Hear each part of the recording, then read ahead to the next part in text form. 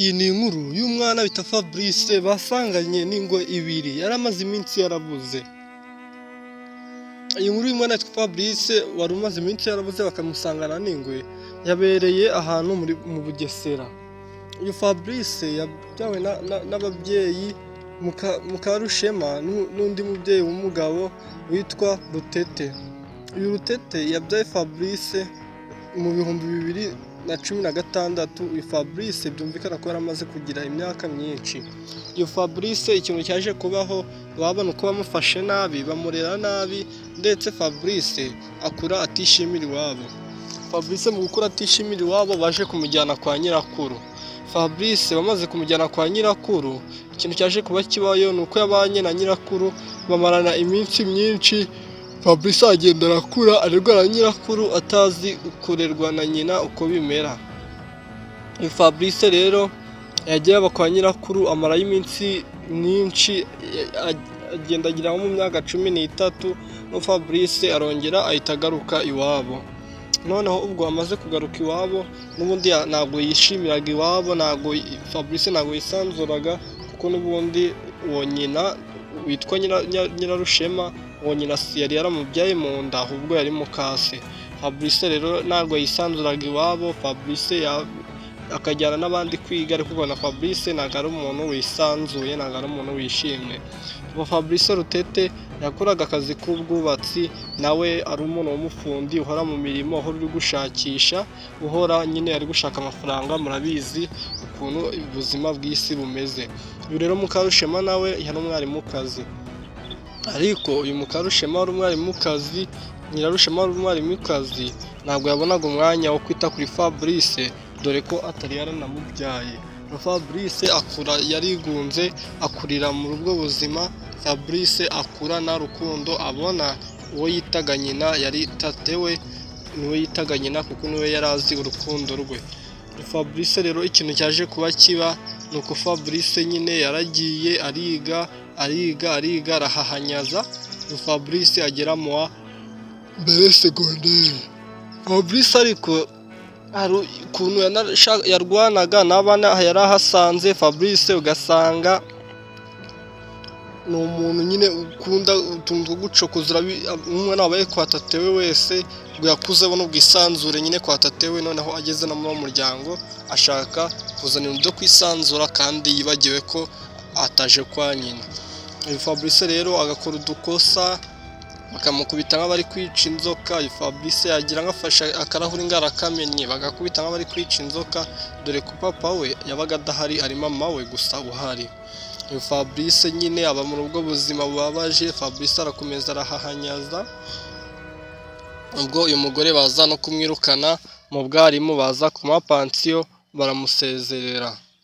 Uyu mugore nyine bamuhaye pansiyo, ubwo nta kindi cyaje kuba kibaho, nuko umugore noneho yahise ahitamo kuguma mu rugo kugira ngo ajye akora imirimo yo mu rugo. Ubwo ubwarimu busezeye yagombaga kwita aguma mu rugo akajya ajya akora imirimo yo mu rugo. Uyu mugore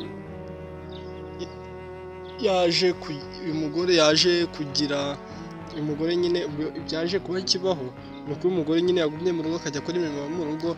Uri kumva ko yabaga ari kumwe nabo ba Fabrice nyine b'abana mu minsi y'ibiruhuko, mu gihe batagiye ku ishuri bagombaga kuba bari kumwe, noneho ari kubaha uburere busesuye. Ntabwo ari bya bindi byo kubwana umwarimu. Noneho ubwo we yabaga ari mu rugo nta wundi murimo afite, ari kumwe n'aba Fabrice nyine, ubwo ari kureba uko ibintu bimeze. Nubwo uyu mugore ubwo yabaga ari aho ngaho ari kuhaguma, noneho ubwo igiti cyariyongeraga, Fabrice yarakubitwaga, kuko niba yaramukubitaga ari umwarimu akaza saa 11 akahita abona amakosa, noneho ibaze igihe babyukaga birirwanye, yamushakaga amakosa menshi cyane, akaba yamukubita yanamujijije ubusa. Fabrice yabonye ko ubwo buzima atazabubamo, abwira papa we ko ashaka kugenda.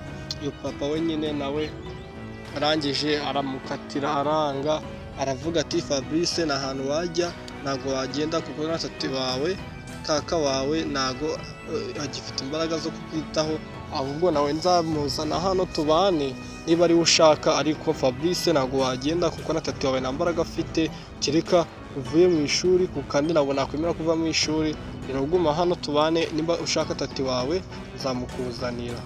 Fabrice rero arahaba ariko mu buryo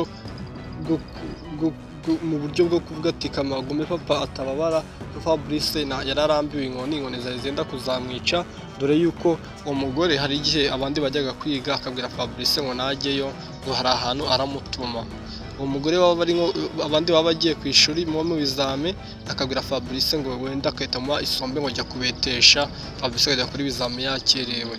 Cyangwa uyu mugore yarangiza, cyangwa uyu mugore akajya mu gikapu cya Fabrice agafata amakayi, none yamara gufata amakayi akaza akayahisha, akahita agaruka aho bari akababwira muzane ibikapu byanyu mbasake ko mwese mufite ibikoresho byuzuye. Yasanga Fabrice ibyo bituzuye, ubwo akahita akubitwa izakabwana. Ubwo Fabrice nyine yabaye muri ubwo buzima bubi. Noneho uyu Fabrice dore ko yari azi ubwenge, yabaga n'uwa mbere, abana b'uwo mugore baratsindwaga cyane, akabakubita ari kubabwira ngo ni gute umwana w'imfubyi abarusha amanota. Yaba ari guhana abo bana akababwira ngo reba ngo iki cyana ngo ni cya Fabrice ko cyabaye icya mbere, ngo kitabona ibyo gishaka, ngo mwebwe ni gute mwebwe mufite ababyeyi mutaba ba mbere mwabimara mwe mwabigoryi. Akajya abakubita ari kuvuga utyo, Fabrice akorana iyo nimba ku mutima.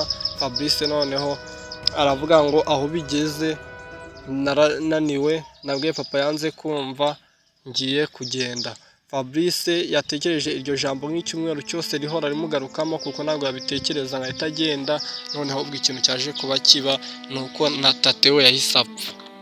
Tate wa Fabrice yahise apfa, na tate wa Fabrice yahise apfa, wa undi yitaga nyine tate we wanamureze ahita apfa. Nubwo Fabrice ubuzima buragenda buranga, Fabrice ubuzima buragenda buragorana, Fabrice ubuzima buragenda biramurenganya n'ibintu. Noneho ibihe yari agezemo Fabrice byaragiye biramurenga.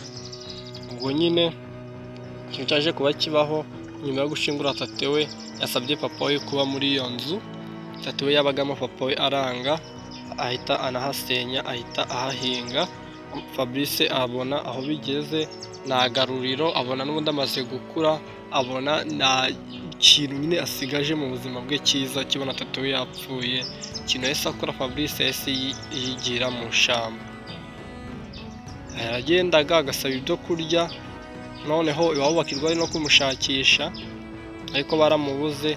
Yaragendaga agasaba ibyo kurya, no yamara gusaba ibyo kurya Fabrice yarangiza akajya kwirarira ahantu mu ishyamba. Bamara iminsi 30 baramubuze, ariko abaturage akajya babarangira ngo tubona arara muri ririya shyamba. Noneho umunsi umwe bagiye kureba Fabrice bamusangana n'ingwe. Bagiye kureba Fabrice asanga ahantu ari akikijwe n'ingwe ziharyamye. Uwo ni Fabrice wavuye iwabo nta kintu afite. Fabrice wavuye iwabo nta kintu, nta nyamaswa akunda, nta n'imbwa akunda. Iwabo noneho basanga akikijwe